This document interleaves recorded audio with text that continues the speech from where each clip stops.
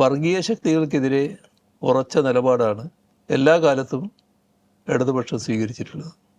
അതുകൊണ്ട് തന്നെ ഏതെങ്കിലും ഘട്ടത്തിൽ ചില്ലറ വോട്ടിനു വേണ്ടി വർഗീയതയെ പ്രീണിപ്പിക്കുന്ന നിലപാട് ഇടതുപക്ഷം സ്വീകരിച്ചിട്ടില്ല.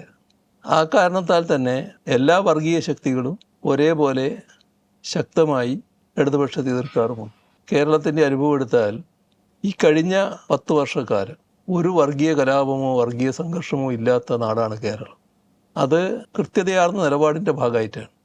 എന്നാൽ വർഗീയ ശക്തികളില്ലാത്ത നാടാണ് കേരളം എന്ന് പറയാൻ പറ്റില്ല. ചില വർഗീയ ശക്തികൾ രാജ്യത്തെ അവരുടെ ഏറ്റവും കരുത്തുറ്റ സംഘടന കേരളത്തിലാണ് എന്ന് അഭിമാനിക്കുന്നവരാണ്. പക്ഷെ അവർക്ക് തലവെക്കാനാവുന്നില്ല. അതിന് കാരണം വർഗീയ പ്രശ്നങ്ങൾ വന്നാൽ ഏതെങ്കിലും ഒന്നിൻ്റെ ഭാഗത്ത് നിൽക്കാൻ തയ്യാറല്ല. വർഗീയതയ്ക്കെതിരെ കടുത്ത നിലപാടാണ്, ശക്തമായ നിലപാട്. അപ്പോൾ അതുകൊണ്ട് തലപൊക്കാനാവുന്നില്ല. ഇവിടെ വരുന്ന ഏതൊരാൾക്കും, ഇവിടെ ജീവിക്കുന്ന ഏതൊരാൾക്കും അവരുടെ ആഗ്രഹമനുസരിച്ച് ജീവിക്കുക. ഏത് വസ്ത്രം ധരിക്കണം, ഏത് ഭക്ഷണം കഴിക്കണം, ഏത് ആരാധനാലയത്തിൽ പോകണം, അതൊക്കെ അവർ തീരുമാനിക്കേണ്ട കാര്യമാണ്. ആരും അതിനെ ചോദ്യം ചെയ്യില്ല, ഒരു തടസ്സവും ഉണ്ടാവില്ല.